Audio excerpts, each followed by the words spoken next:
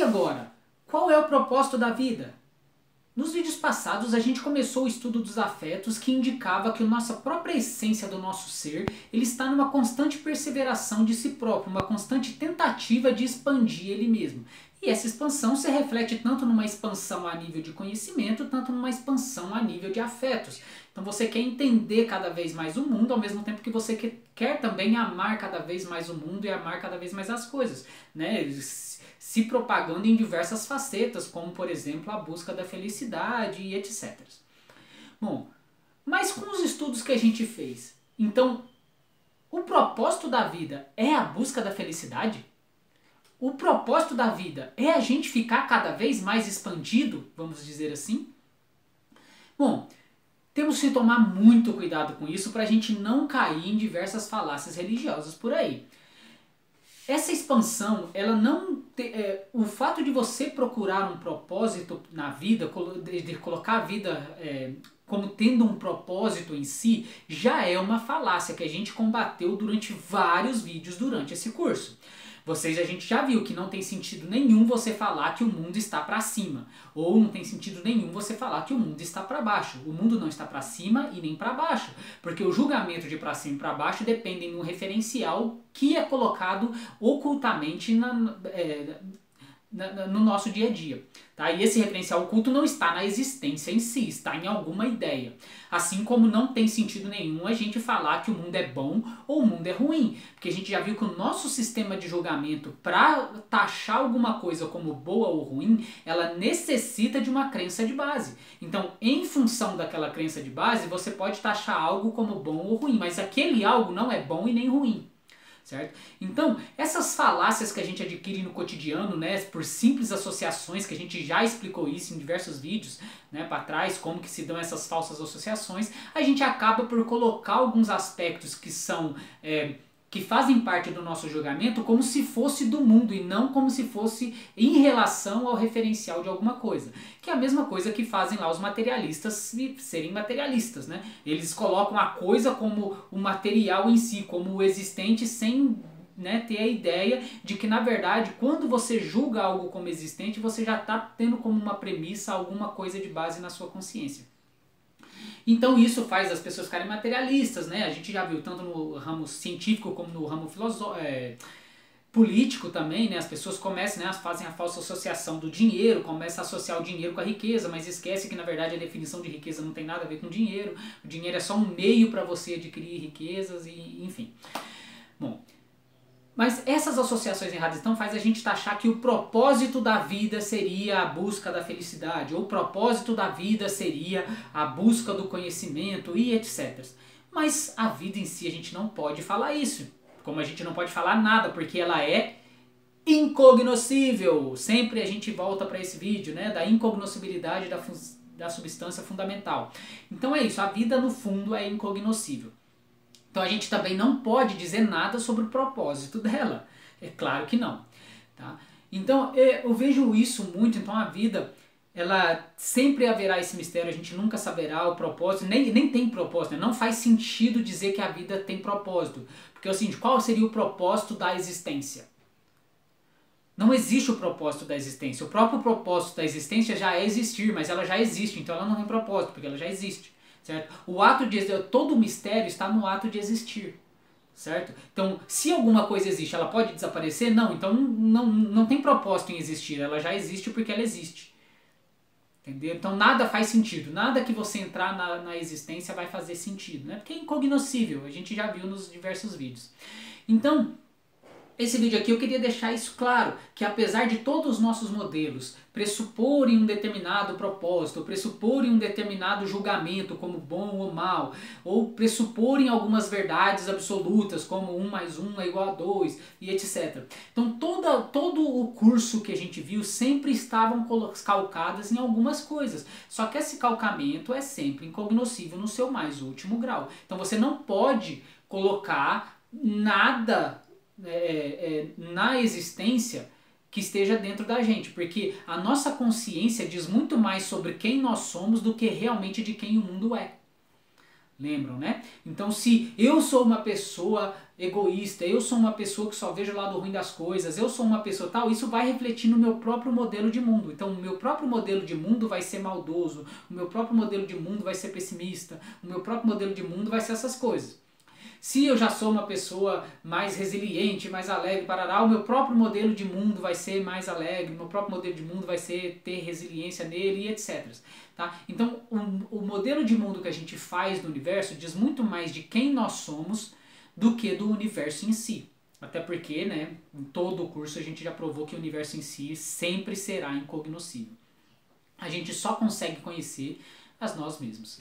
Bom, então é isso. Então o propósito da vida não existe. E para terminar esse vídeo, então, eu vou só fazer um paralelo entre a vida, que é o ato de existir, e a dança, tá? Para ficar mais claro. Tá? Porque isso não quer dizer, porque percebam, o fato de não ter um propósito, o fato da vida não ter um propósito, não significa que você não tem que ter um propósito na sua vida. Tá? Você colocar um propósito na sua vida não tem nada a ver com o propósito da existência em si. Então a sua vida pode sim estar cheio de propósitos, mas não confundam os inúmeros propósitos que você tem na sua vida com o propósito da existência. E esse é a grande falácia. Então você, ao mesmo tempo, né, que a sua vida vai ter um propósito sim, ao mesmo tempo ela não tem um propósito.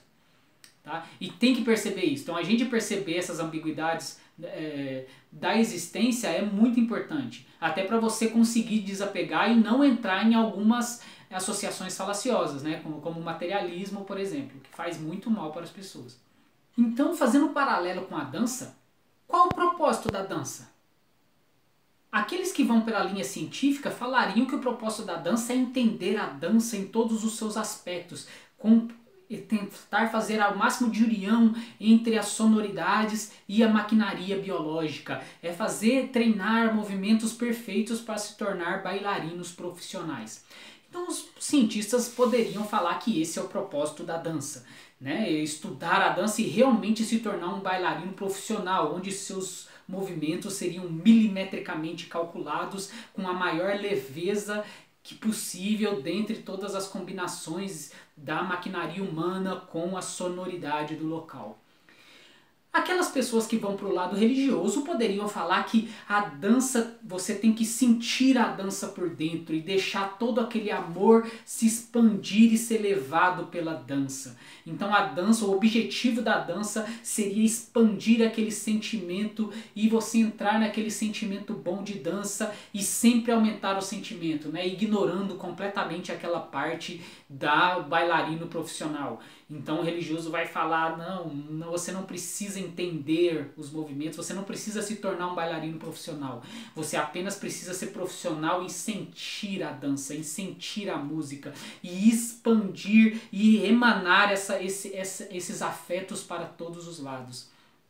Bom, e também tem o político. O político falaria que a dança seria o estado máximo de liberdade entre todos. Então, para você dançar melhor, você tem que deixar todos o mais livre possível. Então, aquele estado onde garante a liberdade de todo mundo no salão, para cada um dançar do jeito que quiser. Então o político vai falar isso, o político ele sempre vai estar se importando, ele vai falar que o propósito da vida é colocar todo mundo no salão de forma a garantir a liberdade individual a máxima possível para cada indivíduo.